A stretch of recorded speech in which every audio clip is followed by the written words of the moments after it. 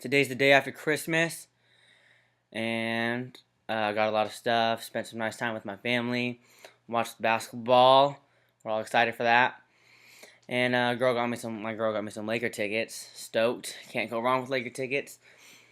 And I look forward to watching the Lakers, mostly because after seeing their performance yesterday against the Chicago Bulls, who won 63 games last year and have the youngest player to ever win the MVP in Derrick Rose. Um, we did a lot better than I thought we would. Just being realistic, we were a little short-handed with Andrew Bynum being out, and well, let's face it, we're not the youngest and fastest and most athletic team out there, but we actually put up a fight, put up a pretty good fight. Should have won the game. The Lakers definitely gave that game away.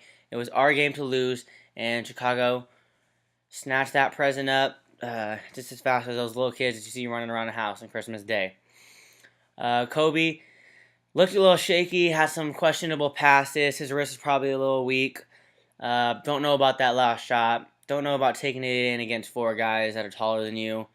That's definitely questionable, especially since you've been pump faking all game, and then you want to stop on that last play and take it to the basket.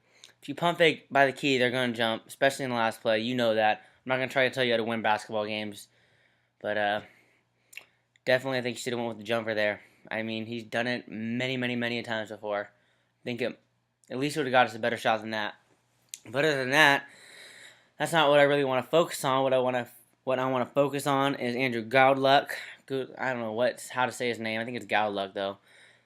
Troy Murphy, Devin E. Banks, and Josh McRoberts. They're actually they did a lot better than I thought it would, especially E. Banks and Goudluck. They look like they can shoot the ball. I haven't seen much of them. Saw a little bit of the preseason games and watched every second of the game yesterday. And Goudluck, he shoots with confidence. He shot with straight. And I really think that we're going to be a lot better than other people think. And we're just going to come at it from a different perspective. We're not going to be the high-powered superstar favorite from the get-go team that we normally are, that we're used to being. Maybe we take on a Dallas Mavericks role and have one superstar and a lot of role players to get the job done. Either way, just want to get W's. I'm not worried about winning the finals or a 7-game series right now. We're not playing that. That's not what we have to do. All we got to look at is to win the game ahead of us. And I have a lot of confidence in us. I think we have potential. I would definitely still like to give this Dwight Howard thing another go. Hopefully, we can work something out with them. Even if we have to give up Andrew and Powell for him, it's a must do. It's not a no-brainer. It's tough. We're giving up a lot. I understand this, but we have to do it because the way I look at it right now, 7-game series, a little shaky, not too confident. 7-game series with Dwight and Kobe, not that confident either. But the bottom line is we're only going to get older unless we do the trade. And that's, keeping our fingers crossed that Orlando is willing. But bottom line is if we don't, we're just going to give up Kobe's last years, Powell's last years, and Andrew, he's young too. He's still young, but you don't pass up on a guy like Dwight for an Andrew Bynum, which he has so much potential, and if he stays healthy, he can be good. I don't think you pass a guy up like that. He comes around every 15, 20 years, and it's I don't want to say it's a no-brainer because it is tough, but for me, I think your hands are tied if you're Mitch Kupchak, Jerry Buss, Jim Buss, whoever the hell is running the team, which should be me, but I think it's a no-brainer because otherwise we're gonna get older. If we don't win it now, then we're going to have to do a longer rebuilding phase than if we do get Dwight Howard and attract some free agents and make some other trades happen, especially if Goudluck and E. Banks start developing. Then maybe we do have the role players, and it's not just Dwight and Kobe, but we got to do it. But that's beside the point. Bottom line, the Lakers we have right now, pretty solid. They impressed me. I like it. I'm looking forward to the rest of the season. Should have won last night. Couple questionable calls by the official. Couple turnovers by the Lakers. Too many missed free throws. Lord have mercy if Mike Brown does not make them shoot 25 made free throws in a row before they leave practice. I don't know what I'm going to do. But you cannot miss 4 free throws in the last 2 minutes of the game and lose by 1 point. Maybe officials made some bad calls, but bottom line, you got to make free throws. You can't turn the ball over. Derrick Rose didn't go off like I thought he would, but he played a little passive, but I'm okay with that. Other than that, the Heat look deadly. They look really good. Not only did they look good, but the Mavericks looked horrible.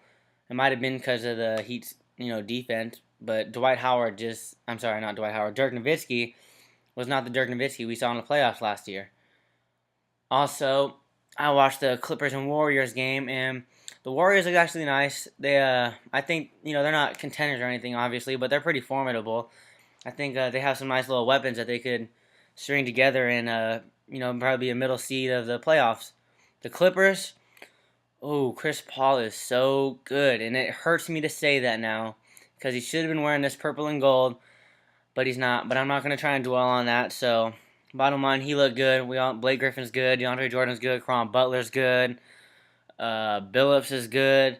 Billups is older. Was he 35, 37? I forgot they said. He's older, but I would still take him today because he's still a threat. He's a threat to shoot the ball. He's a good shooter.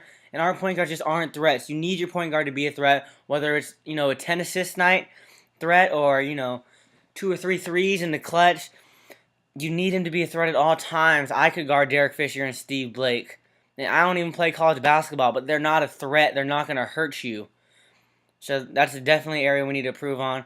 But I definitely think the Lakers still are easily better than the Clippers. Not as easily as it used to be, but definitely better. We'll definitely finish above them in the standings. And we might drop a head-to-head game to them because we normally do, even if they do suck, and now they're better. But I'm not really worried about the head-to-head matches. I'm worried about how far we get in the playoffs and how many rings we win from now on. I know a lot of Laker fans try and look on the past. We got 16 championships, and that's great. I've said it myself. But the bottom line is we're talking about today and tomorrow. The past is great if you're talking about teams in the past, but the teams in the past ain't going to play LeBron James and Dwayne Wade. Not going to play all those powerhouses in the East that they have. But like I said, I'm pretty impressed with them. The Lakers, and I think we're going to be all right. Make some moves maybe at the trade deadline and back in business, because this whole reconstruction period, rebuilding time is just not for me. It's not for the Lakers. I don't want to do it, but I like us right now.